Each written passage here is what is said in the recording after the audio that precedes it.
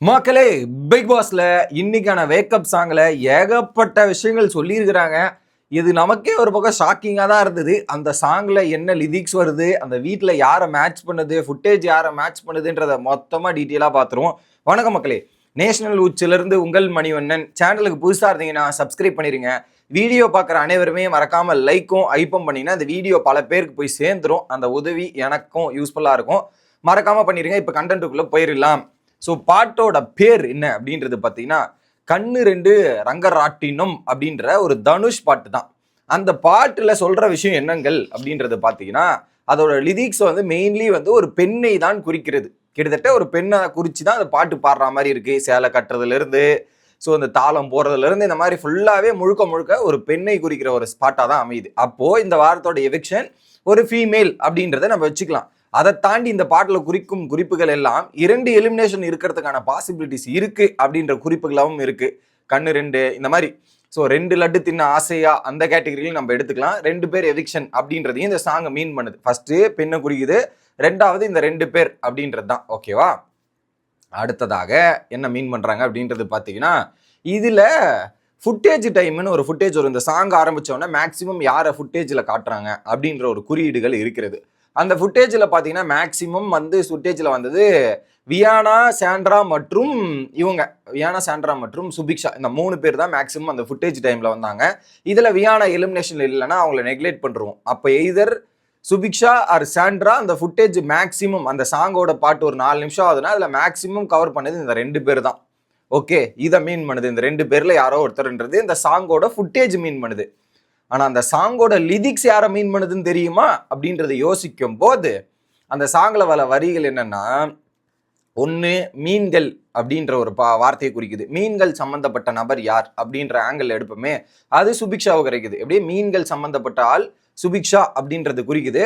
So Subiksha already screen டைம்லேயும் வந்திருக்காங்க, இதுலேயும் வந்திருக்காங்க. ஸோ அப்போ சுபிக்ஷா இருக்கிறதுக்கான பாசிபிலிட்டி செவியாக இருக்குது. லிரிக்ஸும் மேட்ச் ஆகுது, ஃபுட்டேஜும் மேட்ச் ஆகுதுன்றதால ஸோ சுபிக்ஷா எலிமினேட் ஆகிறதுக்கான வாய்ப்பு அதிகமாக இருக்கு as per the lyrics and ஃபுட்டேஜ்ன்றதை வச்சுப்போமே.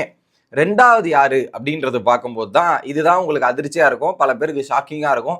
என்ன பண்ணுறது, சொல்லித்தானே ஆகணும். மதுரை கண்ணு 2 தான் கேட்குது அப்படின்ற ஒரு வார்த்தையை போட்டிருக்காங்க. எப்படி அந்த லிரிக்ஸ்ல மதுரை கண்ணு 2 தான் கேட்குது அப்படின்னு சொல்றாங்க. இங்க மதுரை கண்ணு யாருங்க? மதுரை கண்ணு யாரு அப்படின்றத நீங்க யோசிச்சு பார்த்தீங்கன்னா தெரியும். மதுரையிலிருந்து வந்திருக்கும் பார்வதி தான் மதுரை கண்ணு. மதுரை கண்ணு 2 கேட்குது அப்படின்றத மீன் பண்றாங்க. ஓகே, அப்ப அது என்ன அர்த்தம்? மதுரை கண்ணுன்றது என்ன அர்த்தம்? ஸோ இது இன்னொரு ஆங்கிள் பார்வதியை இந்த சாங்கு குறிப்பிடாததாக நம்ம எடுத்துக்கொள்ளணும். மதுரை கண்ணு இதெல்லாம் எடுத்தா பார்வதி தான். ஏன்னா பார்வதி வந்து கண்ணழகி அப்படின்ற மாதிரி இருக்கட்டும், என் கண்ணு நல்லா இருக்குன்னு பல பேர் சொல்லியிருக்காங்கன்றதா இருக்கட்டும், இது எல்லாமே அவங்கள தான் பொருந்துது. கண்கள் அப்படின்றது எல்லாமே மோஸ்டா பார்வதியை தான் பொருந்துது அப்படின்றது தான் ஹைலைட்டான விஷயம். அடுத்து இன்னும் ஒரு சில வார்த்தைகள் இருக்கு. ஓகே, தலைமுடியை கட்டினதே கிடையாது அப்படின்ற மாதிரி, தலைமுடியே கட்டினதே கிடையாது அப்படின்ற மாதிரி இருக்கும். அந்த தலைமுடியை அந்த வீட்டில் யார் கட்டாமல் இருக்கா? மேக்சிமம் அது கட்டாமல் இருக்கிறது பார்வதியாக தான் இருக்கும். அது மற்ற எல்லாருமே ஓரளவுக்கு பண்ணியிருப்பாங்க. பார்வதி மட்டும் நீங்கள் பார்த்தீங்கன்னா எப்பவுமே அப்படி தான் இருந்திருக்கும். நீங்கள் வேணா ஃபுட்டேஜ் எடுத்து பார்த்தீங்கன்னா கூட உங்களுக்கு தெரியும். இது ஒன்றா. அடுத்து இன்னொரு டைலாக் கேளுங்க. ஓகே, கேட்குறவங்களாம் கேனப்பைனா கிணத்துக்குள்ள திமிங்கலம்மா அப்படின்ற மாதிரி யார் இந்த வீட்டில் நினைச்சிட்டு இருக்கா? கேட்குறவங்களாம் கேனப்பையன், கிணத்துக்குள்ள திமிங்கலம் அப்படின்ற வார்த்தையும் it obviously connected to Parvathi தான். அந்த ஒரு டைலாக்கும் பார்வதிக்காகவே பொருந்துகிறது, பார்வதிக்காகவே கரெக்ட் ஆகுது அப்படின்றது நம்மளால ஈஸியா புரிஞ்சுக்க முடியுது. அடுத்தது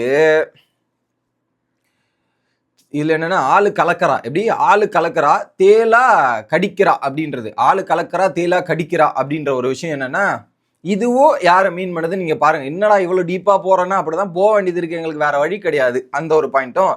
அதுக்கப்புறம் பட்டு சேலை கட்ட சொல்லி தான் கொஞ்சம் துடிக்குது.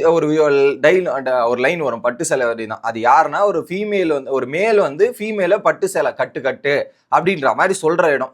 ஸோ இதுல வேற யாரு ஒரு சேலை கட்டுன்னு சொல்றது? So obviously it's connected to Kamaruddin வந்து பார்வதியை சேலையில பார்த்தா பெண்கள் அழகா இருப்பாங்க, சூப்பரா இருப்பாங்க, சேலை கட்டு அப்படின்னு அடிக்கடி சொல்லியிருக்காரு. பார்வதி கிட்ட சொல்லாத இல்லை. ஸோ இந்த ஒரு டைலாக்கும் இந்த 3 இடங்கள் கிட்டத்தட்ட ஒரு 5 இடங்கள்ல அந்த வரிகள் வந்து பார்வதியை மேக்சிமம் கனெக்ட் பண்ற மாதிரி இருக்கு. சுபிக்ஷாவை ஒரு இடம் கனெக்ட் பண்ணுது, ஆனா இவங்கள ஒரு மேக்சிமம் டைம் கனெக்ட் பண்ணுது அப்படின்ற மாதிரி வரிகள் மூலியமா நம்ம எடுத்துக்கலாம். ஃபுட்டேஜ் டைம் பார்வதிக்கு கம்மியா காமிச்சாங்க. ஸோ அந்த பாட்டோட ஃபுட்டேஜ்ல ரொம்ப கம்மி. ஒரு பக்கம் சுபிக்ஷாவுக்கு ஃபுட்டேஜ் அதிகம், பாட்டுல ஒரு வரி, ஆனா பார்வதிக்கு பாட்டுல நிறைய வரி பார்வதி கனெக்ட் ஆகுது, ஃபுட்டேஜ் டைம் கம்மியா இருக்கு. So either Subiksha or Parvathi இந்த ரெண்டுல இருந்து யாரோ ஒருத்தர் எவிக்ட் ஆக போறாங்க அப்படின்றது தான் இந்த பாட்டுடைய லிரிக்ஸை வச்சு என்னால கணிக்க முடிந்த கணிப்பு அப்படின்றதான் நாங்க நம்புறோம். நீங்க என்ன நினைக்கிறீங்க அப்படின்றத சொல்லுங்க. ஆல்ரெடி மேக்கர்ஸ் ஏதோ சம்திங் பிளான் பண்ணிருக்காங்க, இது பண்ணிருக்காங்கன்றது தகவல் நேத்தே பல பேருக்கு வந்து சேர்ந்துருக்கும்னு நினைக்கிறேன். இப்போ இதெல்லாம் உற்று நோக்கும்போது ஒருவேளை உண்மையா இருக்குமோ அப்படின்ற ஒரு டவுட்டுமே வருது. ஸோ இதாக இருந்தாலும் நீங்க யோசிச்சு பாருங்க என்னன்றத கமெண்ட்லயும் போட்டுருங்க. Bye guys.